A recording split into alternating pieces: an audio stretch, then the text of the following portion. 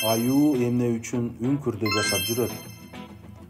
Мурунку мезгилдерде тоолордун арасында түлкү, аюу, кашкылак сыяктуу жаныбарлар өтө көп болуп, адамдарга жакын жашашчу экен. Анткени адамдардын аларга көп зыяны тийчү эмес тура. Айрыкча бир аюу жакын эле жерде өзөнгө мамалактарын киринтип, балык кармап жашачу экен. Bir günü Авышка аюунун балык кармап жеп жатканын көрүп, "Аюуке, о аюуке, мага да 3 балык кармап берчи" дептир. "Эмне үчүн 3 эле? Мен көп эле кармай алам" дептир аюу.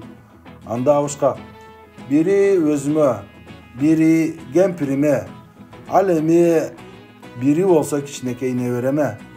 Ошол жетет. Андан ашыгы ысырап болот. Ысырап кылганды жараткан эгебиз жактырбайт эмеспи" дейт Авышка. "Анын туура" деп аюу Авышкага 3 балык тутуп бериптир.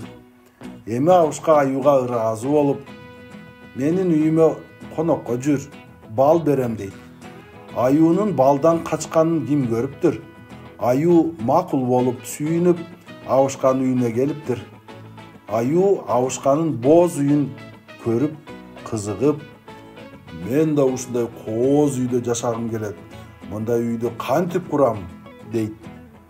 "Токойдон керектүү ичке жыгачты тандап кыйуу керек" дейт Авышка. "Токойдон ичке жыгач кыйсам эле ушундай кооз үй болобу?" деп сурайт аюу. "Жок, жыгачты ийип кургатыш керек" деп жооп берет Авышка.